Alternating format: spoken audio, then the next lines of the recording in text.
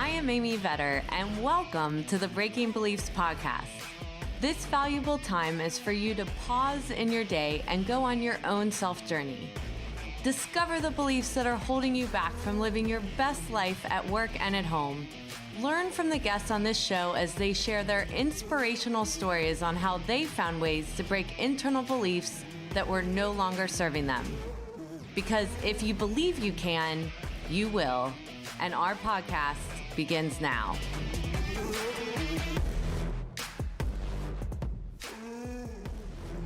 Welcome to this episode of Breaking Beliefs, where I interviewed Alreen Haeggquist, a seasoned lawyer, author, and advocate on a mission to amplify voices and combat silence around abuse. With over 21 years of legal expertise, Alreen champions women facing sexual harassment, discrimination, and abuse, drawing from her own traumatic past to empower others. As the founder of Haeggquist Eck, LLP in San Diego, she has successfully secured millions for clients in these cases. Alreen's recent book, Fired Up, Fueling Triumph from Trauma, illuminates her personal transformation and commitment to ending the cycle of silence. Her unwavering belief that silence empowers gaslighting drives her to inspire others to speak out against her abuse. During this interview, we discussed her journey of childhood abuse and how it led her to a healing process that benefited her, her family, and future clients. Alreen opens up vulnerably in this conversation about her past to discuss how hard it was for her to be open to therapy originally, and what it took to recover and break the beliefs that were programmed into her by her parents. By using the deep inner work she did, she is an inspiration because she helps others like her have a voice and know they are not alone. There is a warning with this episode that we are talking about sexual abuse and emotional abuse during this episode. So if there's anything triggering for you or it brings up anything in yourself, please seek medical help where people are trained to be able to take you through this journey that Alreen discusses during this podcast. We also talk about the importance of transformation, of looking at those belief systems and that programming, and what we need to do ourselves, each of us, so that we not only help ourselves but help others. And that is why we have created a workbook and have courses and coaching on how to break these belief systems. And it can be on anything: our health, our energy, our jobs, our career, our finances, whatever it may be. We have 90-day coaching programs to be able to help you. So if you want to start on this journey of health and wellness, we have programs available on amyvetter.com/breaking beliefs. And you can learn more about both of our programs and see special discounts for our listeners. I hope you enjoy this episode and really listening to the story and take away some actions for yourself that will help you and the people around you. Welcome to this episode of Breaking Beliefs. I'm excited for our guest today to share her life story. This is Alreen Haeggquist. And Alreen, would you like to just introduce yourself before we get started? Sure. My name is Alreen Haeggquist. I'm the managing partner of Haeggquist Eck and also the author of the book Fired Up, Fueling Triumph from Trauma. Well, it's a pleasure to have you here, and I want to dive right into your story. A lot of what you talk about is what this podcast is all about, is breaking generational patterns and belief systems. So really just want to start from the beginning. Where did you grow up? What did your parents do for a living? Sure. One, thanks again for having me on this show. I'm really happy to be here. Glad to have Um, you. yeah, thanks. So I was actually born in Karachi, Pakistan, and moved to the States in the San Fernando Valley specifically when I was 2. I'm the youngest of 10 kids. Oh, Um, wow. so most of my family, I guess, have had the longest history in the U.S. Since I've been here since I was 2. But my father was Indian Burmese, and my mother is from India, and then they kind of just immigrated, eventually made themselves to the United States. And it's a beautiful story, family wanting to create a better life for their kids and moved out here. But as we, were growing up in the States, what people didn't know about is how abusive my father was. It was a really rough childhood growing up. I was basically terrified of him my whole life. And he was abusive in all the ways. I mean, he was physically abusive, he was emotionally abusive, and he was sexually abusive. And we didn't talk about it. Nobody knew, on the outside world, we always had smiles on our faces, like nothing ever happened. But at home, um, it was rough and very different. And the person, when it's your father that's abusing you, it's the person that's supposed to be bringing you up and building you up. And instead, he was tearing me down at every opportunity. And when you're a child, again, you expect somebody to come save you. There's going to be some savior that's going to, come, you know, make all the pain go away. And I expected that to be my mom. But unfortunately, my mom was silent. She didn't say anything despite, what was going on. And the empathy that I have for her, she had an arranged marriage when she was 17 years old and started having babies at 18 and did that with 10 kids. Wow.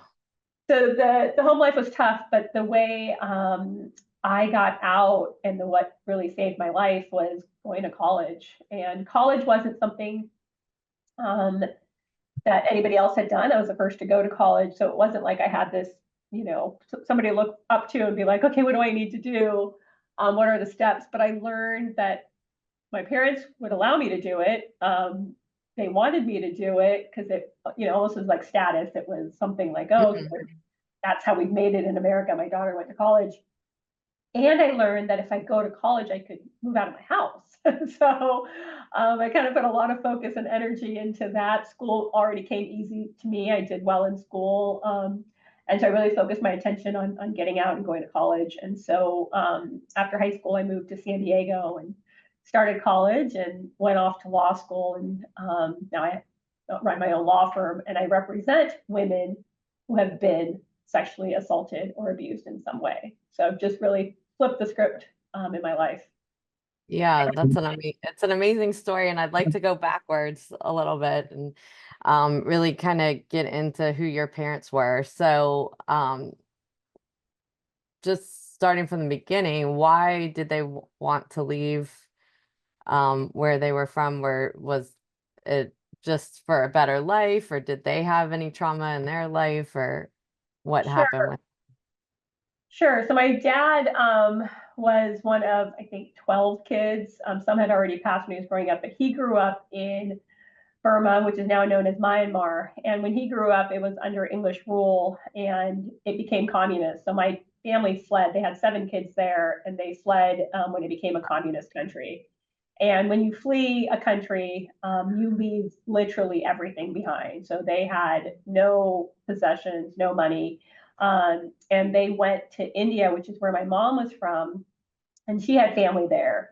But when you have 7 kids and no money, and in India is not as easy. So they were trying to make do there.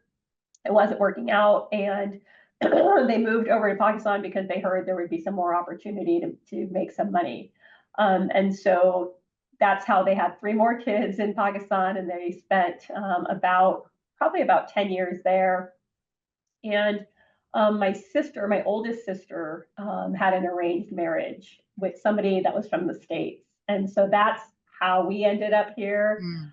Why? It was exactly that. Yeah, a better opportunity to make money and be able to support, the family of, at this time, before we moved to the States, they moved with 2 of the sisters had already gotten married. So they had 8 kids themselves that they moved over here with, primarily just to provide for them. Yeah. So, your mom, what was her family situation like? My mom's completely uneducated. We've been in this country for, how long has it been? It's been a very long time, 46 years, and she barely speaks English. So I only speak Urdu with her. She has an 8th grade education in India, and that was in Hindi and not even in English. Wow. Uh, so really uneducated and really poor. So she came up in a very poor upbringing, and my father did not, and so he's the one who had the marriage arranged with her, and so she had no choice in the situation. the way she was raised is she was her mom used the example with her that she was like a goat, and she gets untied from her family and gets tied to my father, and that's how she brought me up. Is that the level of where my place was in society was always there was God, then there was man, and then there was woman. I always was supposed to be serving, whether it be my husband or my father or my brother or whatever male person that was in the house. My job was to serve them. So I had to, growing up, you had to make sure you knew how to cook and clean.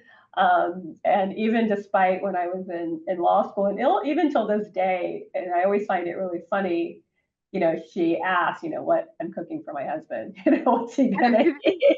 And that's just the way she was brought up, and she passed that on to us.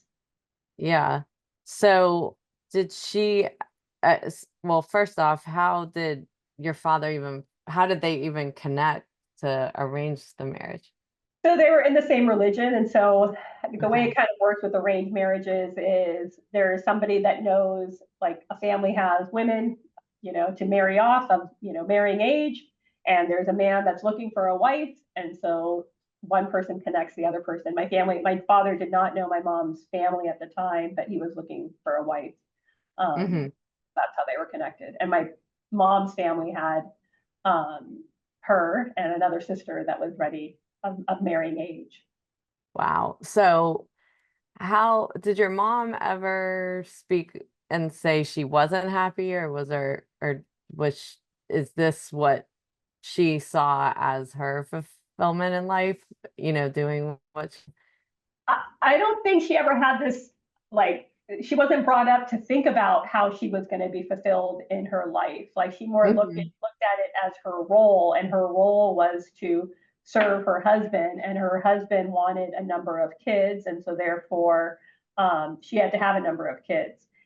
And my mom's litmus, she would say that how great my father was, and she says it now too, and that's because he didn't throw his daughters out. Right, there were six of us girls, and despite of all the the things that he did, he was still a good father because he didn't throw us out on the street. He provided for us. We had a roof over our head. We had food. So her standard, I would say, was very different than the standard that I have for my daughter, and I think most of us have for our kids. Yeah. So, your father, what was his job? What did he do? So before we moved here to the States, he traveled, and I'm not sure, I was always told import, export. I never quite understood what that meant. But I think he dealt in jewels, however that business ran. When they left all that behind and we moved to the United States, they had excuse me, they had a dry cleaning business, and my dad, ran the dry cleaners, and my mom was the seamstress, so she did the alterations for customers. And then probably when I was in, I would say probably starting of middle school, they cooked. My family's really big into food. They've always cooked because I think we have such a big family. Always had to cook for a lot of people. But they opened up a catering business when I was in middle school, and my parents together ran a catering business up until I, even got to college. Until Yeah.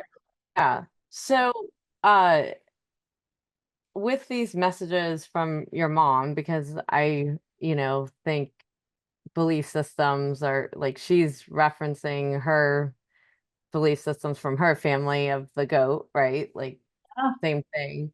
Um, did you always feel that it wasn't right, or what was your like pivot where you're questioning the things that she's saying to you as a woman or a girl? um, I don't know if I always didn't think it was right. I mean, I thought there was kind of some mixed messaging going on, right? So, at home, I'm being taught, my role is to serve the man, and I'm going to get married, and I'm going to have to cook and clean for him.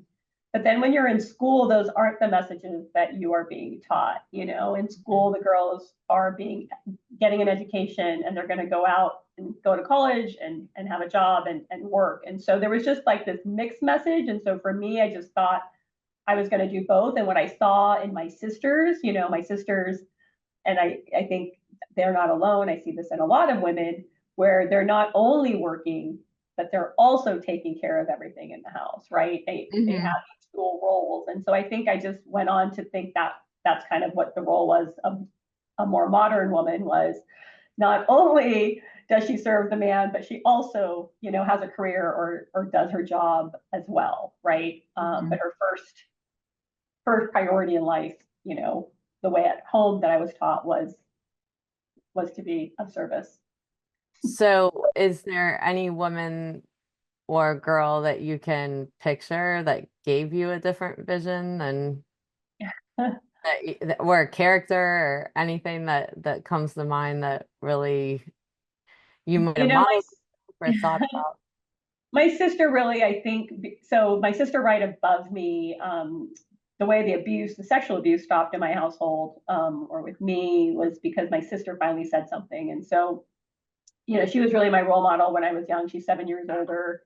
And I think seeing her, leave the house in a really, like the other sisters, the way they got out of the house was they got married themselves, right? So there's 6 girls, 4 of them had gotten married, and now my sister, who's 7 years older than me, she's like, I'm out. And she, we call it running away or whatever. She takes off and doesn't speak to my parents, and she tells um, another family member about what my dad had done. And I think for me, she was my role model because she spoke out, she did something, she got the abuse, that was happening to me to stop.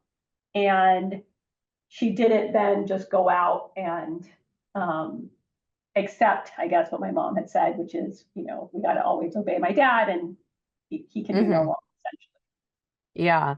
So you both went to your mom and she wouldn't acknowledge it, or she just I never went to my mom. My mom would see it, right? Like my mom knew Mhm. what was happening. So it's people always ask, well, why didn't you tell your mom? It's like, well, you don't tell somebody something when they see it. They're Right, there, and they're not doing anything about it. So right. when I was young, I had a lot of empathy for my mom in the sense, like I thought she was also one of the victims, in the household of the women, because my dad treated her very poorly as well. And so she was kind of one of us, I would say. It wasn't really until I had my own daughter where my anger towards my mom really showed up. Hmm. Because when you have a daughter, it's so natural to want to protect them in Oh every way. yeah. Well, I think I had not the same experience, but an experience of when I had my sons that made me view everything differently now that you're in the parent role. And it was the same kind of thing of you have a choice to allow it to continue on or take the control yourself and heal so that it doesn't pass on to another generation. So, what did you do as far as healing? I know you went to school and got out, but healing is a Totally much different. different part. Yeah. Yeah. Yeah. And my daughter's a really big emphasis to that, right? Like wanting to stop generational trauma, right? Not passing on those same belief systems Hmm. onto her, not passing on essentially my feelings and my trauma onto her, through my behavior and my projections. And so Hmm. she was really my reason, my why as to why I wanted to take action.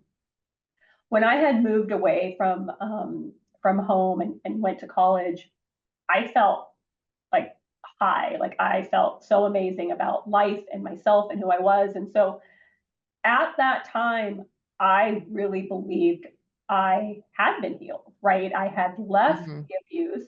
I felt amazing. There was nothing else to do. So at that time, I really didn't think there was a healing journey or a healing path, or I needed to do Right. anything. It was, oh, you just have to leave the environment, and now I'm free.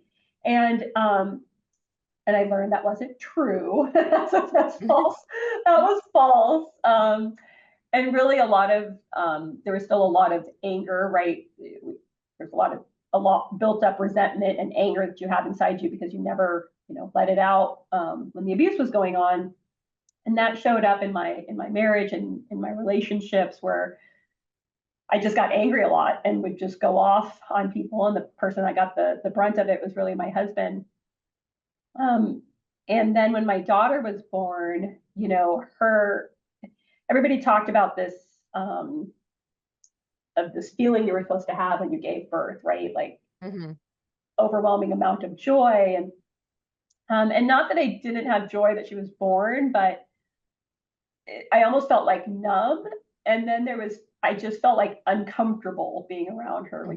when she was naked, or I had to change her diaper, or when she was Hmm. crying. Like I had these just really uncomfortable feelings. It wasn't just sadness. It was just, I felt uncomfortable, like I was going to hurt her. Like I was scared to hurt her because I thought that had passed on to me and I was going to do something to my daughter. And so um, that's when I started therapy. And therapy was, I would say, the first step in my journey. And when I showed up at the therapist's office, I was like, all right, I know, about my past. I'm going to tell it to you. And I think, in 4 sessions, that's what I'm thinking. We'll have like a month. I think we're going to be good after that.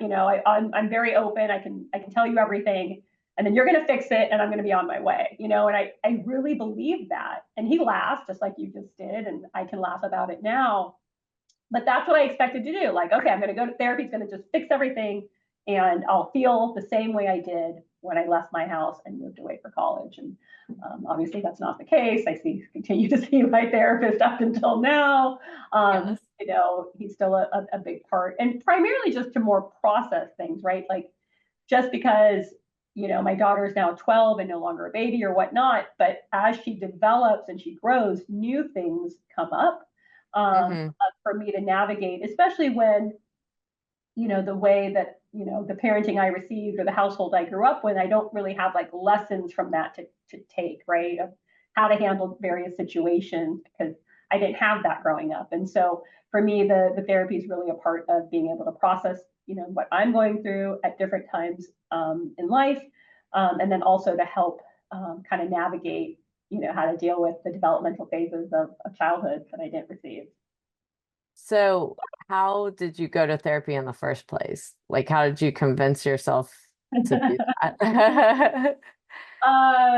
It was so I had friends that had gone. So prior to going to individual therapy, I had gone to couples therapy originally, and I had that same reaction to couples therapy. And I told him the same thing. I was like, I do not believe I need a therapist in my marriage. Like, and if I do, then there's a problem with my marriage. But we went to couples counseling because, as I was mentioning, I was really angry and I would really, take it out on my husband if something, pissed me off because he said something the wrong way or he looked at me a certain way or whatever it might be. And for me, we went to couples counseling because we were kind of on the verge of breaking up and wanting to not break up. And we decided to give couples counseling an opportunity. And during that session, he told me that he was scared of me, and that really touched me to the Wow. core. Yeah, because I was the scared little girl. Like nobody had ever told me that I was the scary one, and that was really eye opening to me because I thought I was becoming really the person that I never wanted to become. Right, my dad was very angry, and I was very scared of him. So that was eye opening to me. So that happened. Um, and then when my daughter was born, I had two friends that went to therapy and they, raved about it. And at that point, I really didn't feel like I had anything to lose, right? Like, Hmm. why not? And so that's kind of how I convinced myself is I wanted to be a better mom and to my daughter, and I didn't want to miss out on what everybody says motherhood's supposed to be, and I didn't want to lose out on the opportunity. And so I just felt like I didn't know what else to do. And so that's really how I convinced myself. And like I said at the time, it was supposed to be short term, right? I can do anything for 4 sessions Yeah. or 4 hours, So Yeah. that's how I convinced myself. Well, and I think that's part of mind of abuse is trying to control your surroundings and your environment and to say like I can allot this to and then and it also when you're goal driven and all those other things where that works in college, that works, in your business or whatever. But personally, you don't know what you're going to confront because it's like not something you can study for. That's what I wanted, right? I wanted Right, a rule exactly. book and I wanted somebody to tell me exactly what I needed to do, and I would do Right. all the steps and I'd be okay. And Yes. I definitely had that for a long time. Like that took me a few years to figure out Yeah. that's not how it worked. Well, it's releasing control to the process, and that's a really hard thing. And I know when I after a couple years, I had the same experience for different reasons with my children. But I always had this because of like emotional and physical abuse with my family. It was more about I didn't want to show disloyalty when I had children, that they weren't still number one. And I was having a lot of trouble, like, getting in the role of that kids were like, how do I feel that without feeling guilt? And I just remember the moment that it hit in therapy was like, I always explain it like it was like a pane of glass disappeared between me and my children and I could like touch them and feel them. And it was like the part I was missing. I was going through all the motions of being a mom and taking care of everything, and luckily, like you, they were still very young, right? Like, so it's the best gift you can give anyone in your life to take care of yourself. So, what were some lessons for you that turned you around from not being scary, um, but to being able to be observant, of how you're affecting others and self-correct as well and that could be at work or personally. Yeah, I mean, for me, I think definitely like the step one is really just that awareness of it, right? The awareness Mhm. of what you're doing. And, I used to think that I was angry not because of anything that had happened to me in my past or anything that I was holding on to or triggers or anything like that.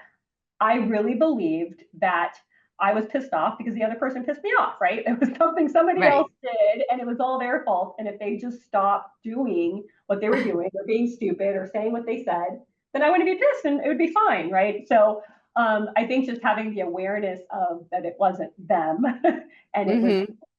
and I could change that was huge. So that was really step one. Two, really what your entire podcast is about, which is breaking those beliefs, right? You've been programmed for so long with certain beliefs, and so realizing that you can change your entire life and your entire experience in life by changing those beliefs and thought patterns was huge for me, right? And so knowing Mhm. that I had the power to change my thoughts or I had the power to change my beliefs, and that shaped going forward of the experience I would have was also huge. So, taking time to practice, to have the awareness and then take action to change those belief patterns, right? So as a result of abuse, you get into this place of you're not worthy, you're not deserving, it's almost like doom and gloom. It's going to happen. Mhm. Everything, you're going to fail. Always negative. Yeah. Always Mhm. negative, right? Yeah. And so getting out of those negative thought patterns, and not getting out, I'm not saying I don't have them, like they definitely creep up at times, but now I recognize them and I can tell myself, Mhm. stop, stop Yeah. and change it, right? What's the what's the belief that I want to have? Where is it that I want to go? What am I trying to feel? What am I trying to experience? So stopping that negative thought and reframing it to the one that I want, right? And Yeah. sometimes, if I'm not in like a conversation with you or I'm not in court or something like that, you can close your eyes, you can take deep breaths, and you have a little bit more time to be mindful. But when you have to change it quickly, like because you're in Mhm. conversation, I have those tools as well to like stop myself and then just change, repeat the sentence, but in a different way. Yeah. And what makes you aware that you need to change the thought? Is it someone else's reaction or a feeling inside of you? Like, what's your trigger to know that I've got to pause here?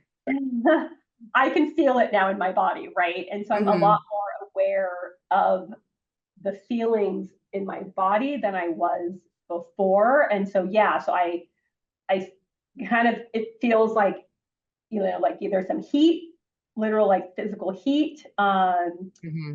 and like I would say like that anxious feeling, right? Your heart starts racing a little bit faster than it would be, and you're feeling Hmm. a little uncomfortable, and so that's how I recognize. All right, stop. You can take it, Yeah. Well, and I'm sure for you, you were disassociated from your body for so long. That was So huge for me. Like, so I was yeah. really disassociated with my body, and I didn't get that.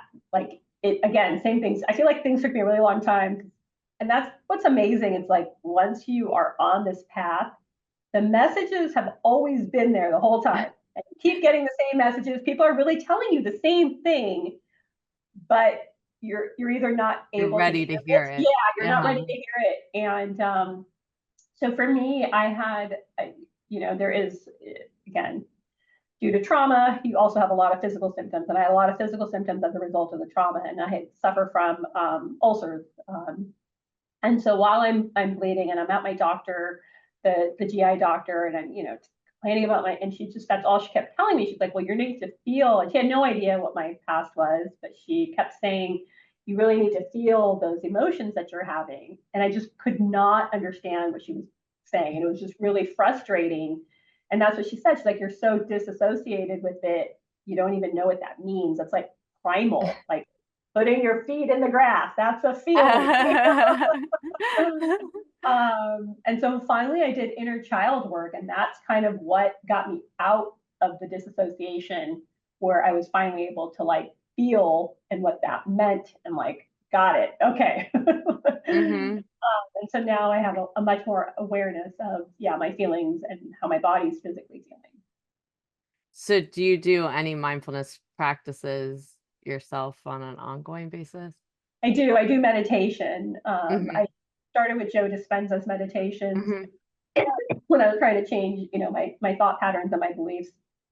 And then I continued doing those meditations. And so I do those in the morning. Sometimes I go out of practice, and it is a practice. You have to do it regularly. And I can feel myself, okay, I haven't been in this place for a bit. You need to go back. Yeah, yeah. So with the women that you work with, how are you able to utilize your past to help, but not get too far into their trauma with you having Yeah. conflict? That one's tough, right? So with the women that I help, one, what's amazing to me is even though we all have these different experiences, my experience is very different than yours and very different than the women I represent. The feelings that we have are all the same. All human Hmm. emotions are the same. And so those feelings of, helplessness, hopelessness, feeling really alone in what's going on, um, feeling like nobody's going to believe you, those are very similar from what I experienced and what my clients are experiencing. And so being able to talk to them about, you know, those feelings, up front, like recognizing like this is, I can see this might be what you're going through, and you're not alone. I think that's a huge part Hmm. for women, is that they're not alone. And even though, they might have encountered somebody not believing them, here we are as a team, um, to hear you, believe you, and let you know you have rights and you have the power to make things different. To Hmm. help us, not take on our clients' trauma, we have a survivor advocate, in our office, who is trained, who herself has the credentials, in trauma, being trauma informed. So she not only trains our team, on what we could do to help our clients, but also not take it all on ourselves. as well, right? The self-care that's important for us to be able to do the work that we're doing. And then she's also there for our clients, to talk to them and help them go through the process of their experience, and then also through litigation. Yeah. So how did you get in? Did you originally start this in your legal career, or how did you find your way to this? To having a survivor advocate at my office. Mhm. Oh, no, just to Oh, for the work that you do. Is that what you started out doing, or how did you find your way okay. to this?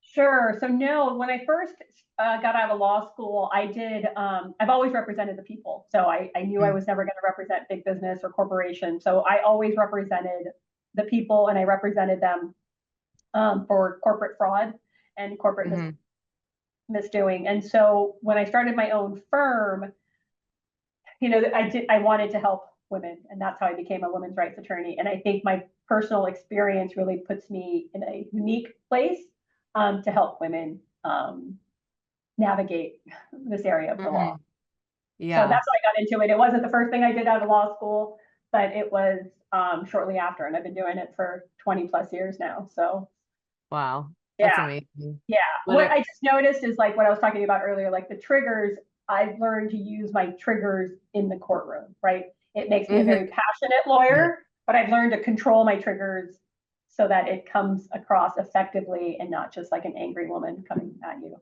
Right, exactly. Yeah.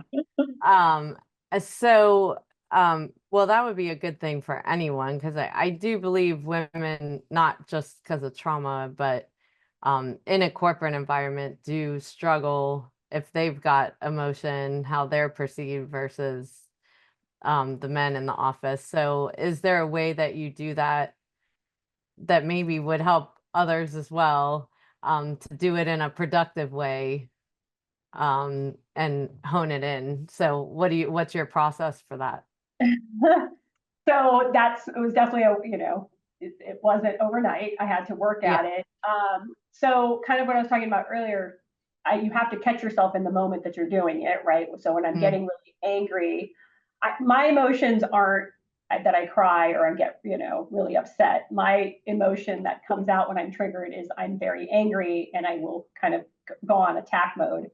Um, so there is kind of like multiple parts. The why is I know that I'm not going to get listened to or respected by opposing counsel or the judge if I just come across as attacking and angry, right? So I know that. So mhm, that's not going to serve my client. And so therefore, I need to make sure I don't do that. Two, now I have the awareness, and I can read the signs that that's happening. So I can, like I said, mhm, I feel myself getting hot, or I can feel my heart racing. And so in the moment, I take deep breaths. I like, you know, the person will be talking to me. I can feel it, and I like, okay, you're getting really mad right now. Remember your purpose, right? Your purpose is to, help this client and stand up for her. mhm. Take a deep breath, and then say what you're going to say, but take a deep breath when you do it, right? Don't like just spit it out. So I guess Right. what I've learned is to wait before you speak, essentially. Listen and Take then a wait. beat. Yeah, yeah. Yeah. And that just, it does instantly kind of calm me down. Again, it comes across really passionate, and I'm, what they said is ridiculous, or I'm angry about it, and that's okay. Right? Because it's like somebody's claiming your client lied, right? They're making this whole story up about being sexually abused. Well, that's just not true. Like the stats on that happening is like 2% that somebody makes up a story of sexual assault. So when you claim every person that comes in the courtroom is lying about their sexual assault, that does get me angry. Right. But I take a deep breath, and I explain, why that's not true, and that's not how it went. And I focus on the Yeah. facts. I love the part about just going back to your purpose because I think, you don't want to go against what you're trying to accomplish, right? So Yeah, just getting exactly. back to aligning yourself with that. Yeah. So, uh, just a question before we get to a closing question I have for you, but how have your sisters recovered? I don't know if they have, right? Like Mhm. I have a lot of tools and I've been on this path, but it's everybody's own to figure out. Uh, Mhm. and I think there are a lot of resources, but you have to want To to do it. utilize them. Yeah, Mhm. I yeah. think So that's the hard part with, anyone that you want to help that's had trauma too. And I'm sure it's for some of the women that have come in as well. Like you can have the high off of winning the case, but then there's the deep work you have to do to really win at the yeah, end of the day, and have the courage to go through it. I'm a yoga teacher, and I always say, like, people have the courage to get on their yoga mat because it's easier to go to CrossFit and keep your mind busy and keep yourself moving, but like to literally be in your head, while you're moving at a steady pace, is a lot harder, right? And so just having the being ready to face that and put yourself through that. And I think there's just, like you said, there's not an end to it. It's just different stages of where you are in the healing process so that you're constantly being aware. yeah, I totally agree. I tell my clients that same thing. I'm like, because they're always so thankful that we took their case or that we're helping them. I'm like, you're the brave one. Like you are brave for coming forward. I'm just here to help you with my legal knowledge. That's my role, right? But Right. you are the person that's doing this, and I'm just kind of like your coach helping you out here. Yeah. So But how great that you've been able to take pain and help others with it as well. So, we like to end with just a couple rapid fire questions. So, you get to pick a category, and that's family and friends, money, spiritual, or health. help. Okay. Things or actions I don't have that I want to have. A personal trainer. Things or actions I do have that I want to keep. The organic garden that I have. Oh, nice. That's cool. Things or actions I don't have and I don't want to have. Um, I don't have any physical ailments. Yeah, and I don't Yeah, want any. yeah. And things or actions that I do have that I don't want. So I want to rid myself of it. 20 pounds. Pounds that I have. Yeah, that would be nice. Well, you look great to me. Um, so is there anything that we didn't cover or you want to just emphasize before we leave today and close out?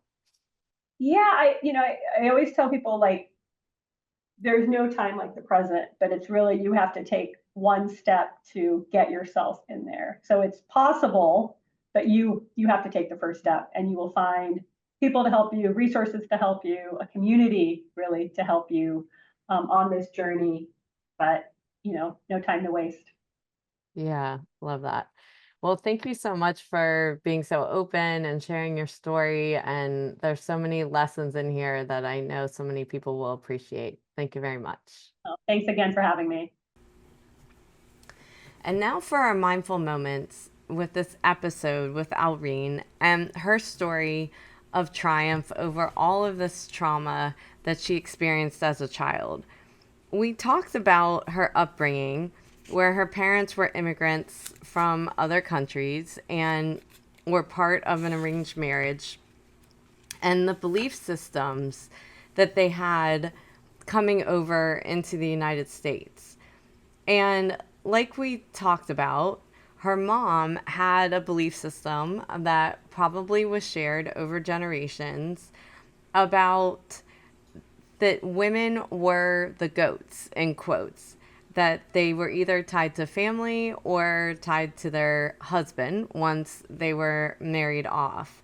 And the ranking for women went from God to man to women. And so, if that is a belief system that has been embedded in your mind, then what happens is her mom lost her power in essence. And when she lost her power, she also lost her power for her daughters as well, having 6 daughters. And with Alreen being the youngest of the 6, she watched the other daughters go through similar abuse and was really inspired by her sister that was older than her, that actually used her voice, that left home and spoke up against the abuse that she experienced. And that gave Alreen hope that she could do the same thing, that she didn't have to follow in these footsteps of staying silent. And I think that's really important, because one of the things that happens when we're giving these messages is we might be looking for signs of, are these messages true, or is there another way? Some of us are just born with that feeling on the inside that tells us that something's not right, and that believing what we are being told of ignoring trauma or ignoring the abuse that we're receiving is okay. And I think when we have the strength to look outside of ourselves, outside of the people that we trust the most, and look for that glimmer of hope wherever we find that. That could be in a book with a character, that could be people we see on TV, that could be people we experience as students in the classroom, like she said, where she was getting mixed messages of what women could be by going to school in the United States versus what she was being told women were at home. And really having the strength and the courage to follow that journey and know something's off, and have the strength within to support yourself and to keep letting yourself know that you are okay and that you have a right to have a different life, is a really amazing feat to have. And sometimes we do this without even realizing we're triumphing over something that was done to us. And we don't often celebrate that enough, that we had the strength to do those things. What made us think a little bit different or not buy in to the belief system that we were being told? These things are really important, that we acknowledge those wins, and they could be little wins over time, but just observing the moment when we do have those wins, so that we find the strength in the work that we are doing to overcome things in our lives. The other thing that we talked about was her journey through law school.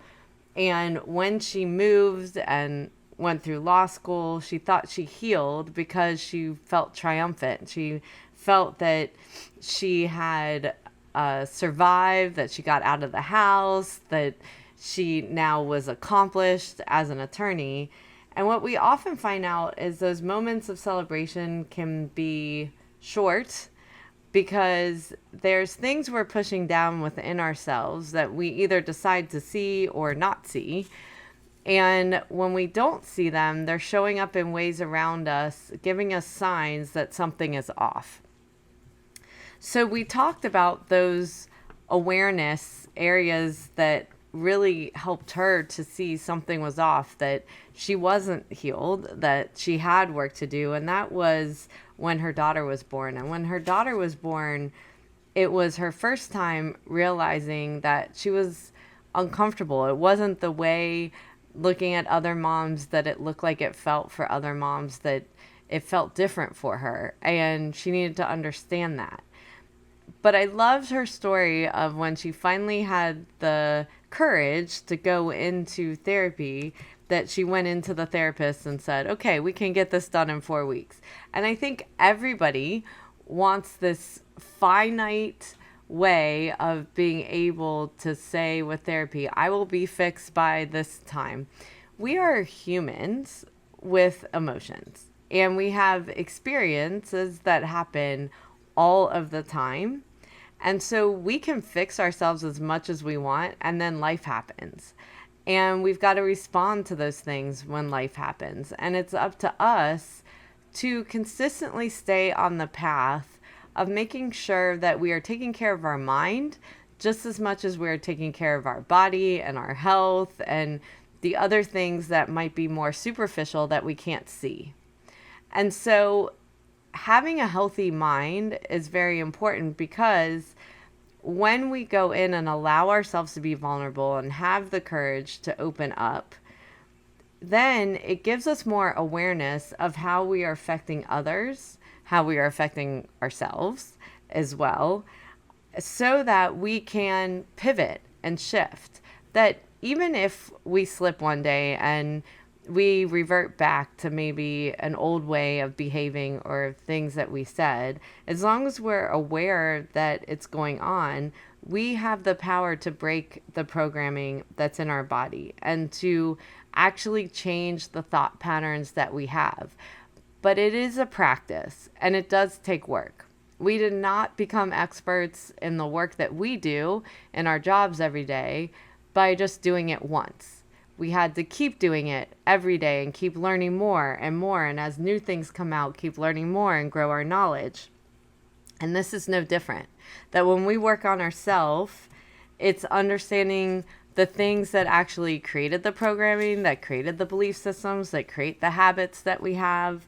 Also understanding what the triggers are that might put us right back in that spot that we don't want to be in, so that we do take those pauses and self-adjust and pivot when we need to.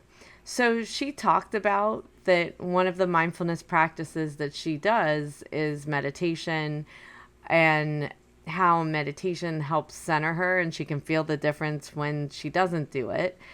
And making sure that she is not holding on to these negative thoughts that might be in her mind of hopelessness or feeling alone that might creep back in. And so her mantra being, "You are not alone," and that really helping the women that she now has helped that have gone through similar experiences as her, and them knowing that they have a voice, they have power, and they have rights. That she is actually taking her pain and making it her purpose. And when we can turn that pain into something positive and allow that negativity or trauma that has happened in our life to actually fuel good in the world, then we're turning something bad into good and expanding it out into the world so that more people will go on that journey with us. And so I hope that you learned a lot from this lesson. I so appreciated her story and how much she opened up to all of you to share her story. Her book is in the show notes if you'd like to pick up a copy of her book and read more if her story resonated with you. Also, if this episode resonated with you, we can continue this conversation, and that is at businessbalancebliss.com, where we have free resources and workbooks and webinars, but we also have coaching and group coaching available too, so that you can do these small shifts over time that will lead to major transformation in your life, where you will be able to take the negative things that might be that you're holding in your body and turn good into it as well. Thank you for taking the time out of your day to listen to the Breaking Beliefs podcast. I hope you will take a moment to pause before entering back into your day to reflect on this podcast and note 1 to 2 actions you are inspired to do from today's conversation that you could incorporate into your life. To read the full blog and listen back to this episode or any other, you can find them at www.amyvetter.com/Breaking Beliefs podcast and related videos on my YouTube channel. For daily inspiration, follow me on Instagram, Twitter, Facebook, and LinkedIn at Amy Vetter CPA. I hope that you will choose to like this and subscribe to this podcast on iTunes, Spotify, and more, so that you can join us for more inspiration on our next episode.